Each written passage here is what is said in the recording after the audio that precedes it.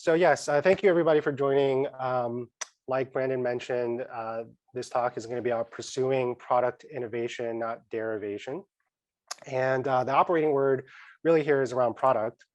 Like Brandon mentioned, I've been in product for the last decade, but I would want to add that before I started my product career, I was working in finance, particularly helping a variety of startups, early stage all the way through late stage and exit. And so I have the benefit of not just being a practitioner on the inside, but also spending a good amount of time on the outside observing the market and the trends.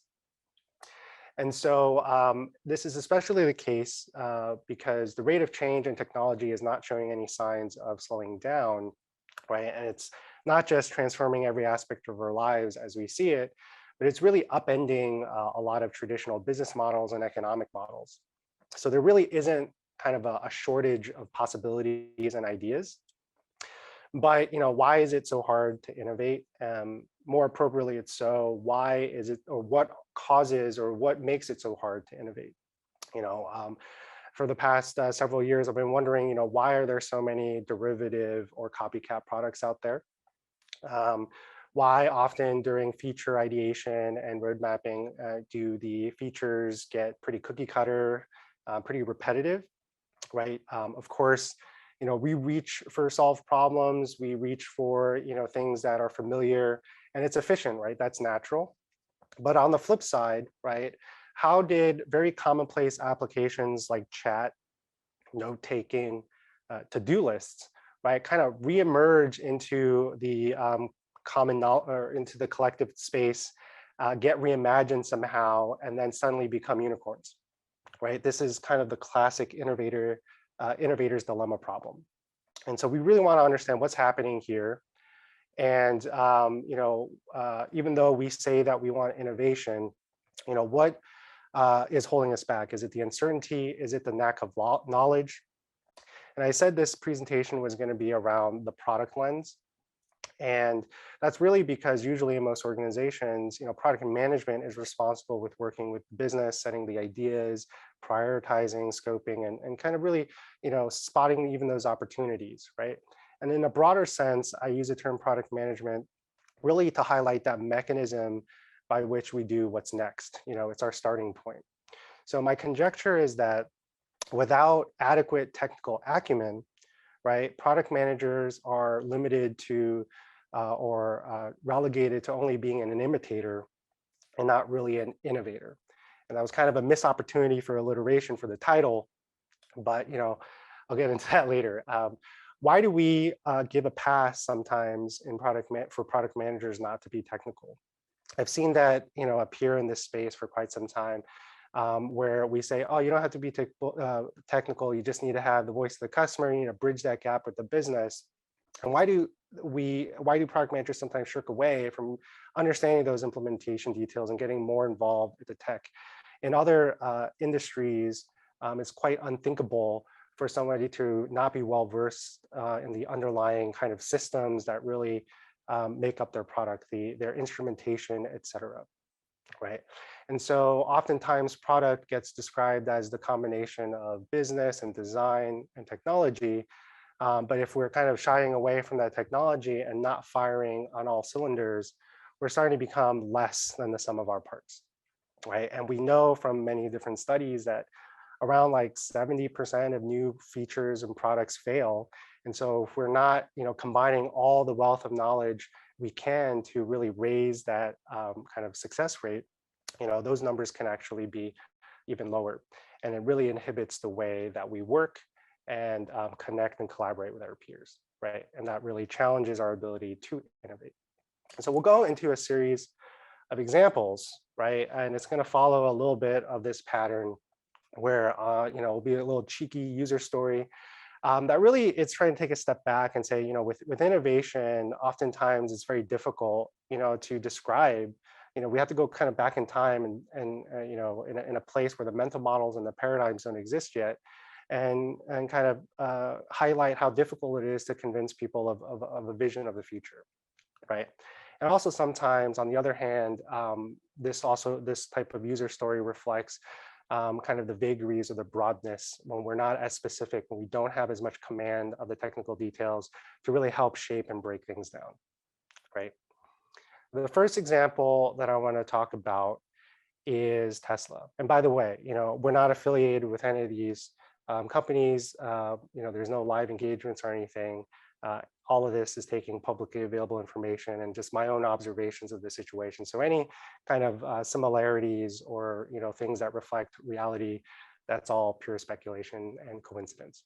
So with Tesla, I wanted to really just share with you kind of this idea of having a good grasp of technology of the system, right? Remember, this is a different time where consumers were meeting in person, where gas was under $3, and the trendy people were driving their Priuses, right? This was like 2006.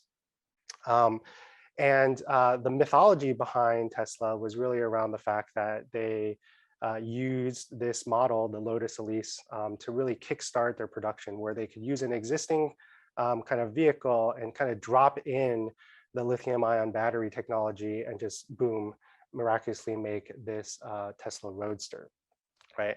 And that is sometimes, if you take that as a metaphor, how oftentimes we do development. We say, hey, here's a diagram of all the pieces that work, and then the thing in the middle that creates the magic, we'll just drop it in, whether that be a buzzword like blockchain or artificial intelligence or microservices or some panacea for the business. And the misconception that happened with Tesla was that actually it came out later on that they had to scrap everything pretty much and rebuild 93% of all the components that made up that original car, right? And so I really use this as a way to really describe how not only did the identification of even using this vehicle require a lot of technical acumen, also when you face the challenges of the various different ways where things can go wrong, not having the firm foundations and the conviction to kind of break through and get to that innovative space to understand how these components work together really highlights all the risks that can go wrong with manufacturing something like this. And this really, I use this as an example to show, why even in a less complex type of operation, let's say all those Kickstarter projects that you see, why it's so difficult for those projects to get off the ground when in hardware manufacturing or traditional kind of industrial design. It's because those pieces are actually quite technical. And in creating a car, both designers as well as the engineers have to really figure out both form and function and have a grasp of aerodynamics, thermodynamics, fluid dynamics, gravity, drag, all those pieces. It's not just dropping in something. And oftentimes we really fall into that pattern in software, which sometimes we benefit from being in a sandbox and being able to iterate much more quickly than hardware. The next example is really talking about Google Docs. So if Tesla was really about trying to understand that end-to-end perspective and how all these things, all these components work together, right? Then Google Docs is really an example that I like to share about having a good grasp and being able to understand the various different components that really unlock a possibility like live collaboration. And so back in 2005, the creator of the then product Writely that was then purchased by Google to become Google Docs was really fascinated by Ajax. Ajax just came out on the web. And we know Ajax as what creates asynchronous requests on the web, right? And one of the magical things that got unlocked was Google Maps, where you can pan and drag and the tiles would live update without having to refresh the page. So you can imagine if you're trying to collaborate on a document, how clunky it would be where people were typing in text and you would have to refresh the page in order to see the updates that occurred. Sometimes current apps that do live collaboration still require you to refresh the page in order to see those updates, but that's a separate story. The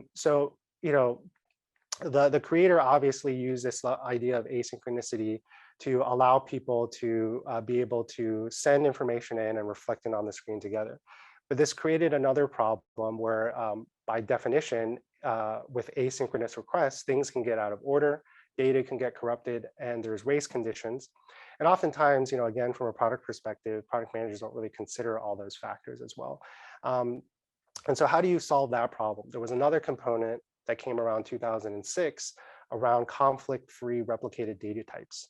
And this was kind of a data structure that allowed for replicating various different, replicating the data that everybody collaborated on for basically conflict-free merges and updates. And so the technology that came and powered that enabled, in combination with asynchronicity that came from Ajax, to essentially combine and create those core pillars of what made Google Docs, right? And so you can imagine that when you hit those blockers without having, the curiosity to seek out, some of those bits of technology, something like Google Docs may not ever have come into existence. And of course, with the current pandemic, this has really transformed the way that we work, and we probably wouldn't be able to be as productive without things like that. Fast forward a little bit into a more recent example, taking those various different technical components that made up Google Docs. If you want to expand on that and create, instead of text, design software, where it incorporates graphics, colors, vectors, shapes in a tool like Figma, right? All those things still hold, but Figma also in 2015-16 adopted a risky kind of novel technology on the web called ASM.js, which is now WebAssembly, which allows to take other programming languages, lower level programming languages like C+, to compile into something that the browser can render for more performance intensive operations. And so having the knowledge of that, bit of technology, to adopt it and understand the ramifications that creates a much more pleasant and fluid experience for users who are thinking about collaborating on design software, right? That's the type of insight and decisions that's allowed Figma to reach the level of success that they're facing today.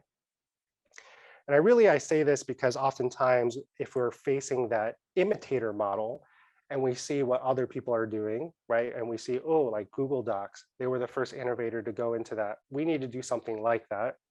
Sometimes the working model breaks down into team dynamics where we just say, hey, we need to innovate. We need this thing. We need to be like, X. And really that's the end of the job for some product managers. I've been there, I've done that as well. And then we lob this over the fence to engineering or more technical folks to figure out the rest. And I feel like that's a failure mode because we don't have that healthy amount of collaboration. We're not being able to work together in tandem to spot those opportunities and inform each other of various ways where we can succeed. And it creates more friction in the way that we collaborate, right? And I think that's that leads me to the third example, which, if Tesla was about the system and Google Docs and Figma was around the technical components that can be composed together to unlock the system, and the third aspect of technical understanding is really about how to input and feed those technical components, right? When we think about TikTok, I'm always super impressed because not only did they try to create a social media platform in a day and age where the market is saturated with social media products, but also it reached 1 billion users faster than all the rest, right? And maybe part of that was due to their app, maybe part of that was due to their interface, but a lot of literature out there suggests that it was really around their recommendation engine and their algorithms that created the sense of virality and engagement, right? And so when you kind of think about this, in that previous model, how do you imitate that? How do you understand the components that go into the technologies? You can say, I want to use, this type of database. I want to use this type of data pipeline. I want to use this type of, machine learning algorithm. But what's going to factor into that, right? And oftentimes that skill of breaking in those facets, right? The interactions, the data points that feeds the technology is oftentimes missed by product during the design and development stage. And so, how do we, yes, think about the tags. How do we look at this piece of this post and understand, is this something that we should recommend to millions and millions of other users, right? How do we break that down? And I think those are the three major pieces of what represents technical acumen in my mind: understanding the system, understanding the components and the value and the trade-offs that build up to create the system, as well as the inputs that break down and feed into those components to create this meaningful end state for consumers. And that is what ultimately creates an environment where innovation can really happen. But I'll start ending by saying that, what if you don't want innovation, right? Do we have to innovate all the time? And what happened to great artist steal, or imitation is a sincerest form of flattery, or second mover advantage, right? And I think I want to say this by adjusting my title a little bit as well, and say, we can also look at innovation as a point of differentiation, right? And because there's no problem, and it's a appropriate strategy to be a second mover advantage and learn from the mistakes of the predecessor. But at one point, you need to have something that really differentiates your product to distinguish it from the rest of the pack. So if you take the example of Samsung, right? Samsung, for the longest time, imitated Apple quite a number of times. But because they were able to differentiate on one particular aspect of their display technology, right, they're starting to really set themselves up as a distinct flavor of devices with a fan base dedicated to their specific brand of products. And so that is another element where we can consider not just innovation, but differentiation. And you can't do that if you're either imitating other people or you're making more derivative products. You can't really set yourself up as a point of distinction. And I'll summarize by saying this. When I was thinking about this talk, and those pieces really focused in on the product management discipline and how it interacts and interfaces with engineering, architecture, and the rest. This scene from the Matrix 1, right, really came to mind. And this was this idea of this character Tank, who, you can call him really a digital native, right? Because he was born outside of the Matrix simulation in a world that was literally consumed by technology, the robots, that took over the world.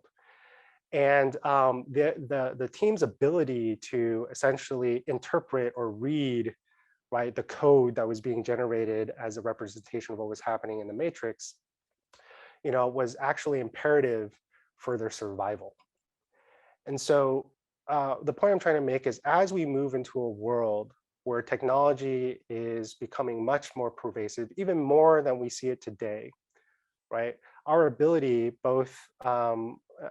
specifically for product managers to maintain that technical acumen, to understand the bits and pieces that work together, is not just beneficial to spot the next opportunity or the next trend, but it's truly required to survive and thrive in this new environment that we're living in.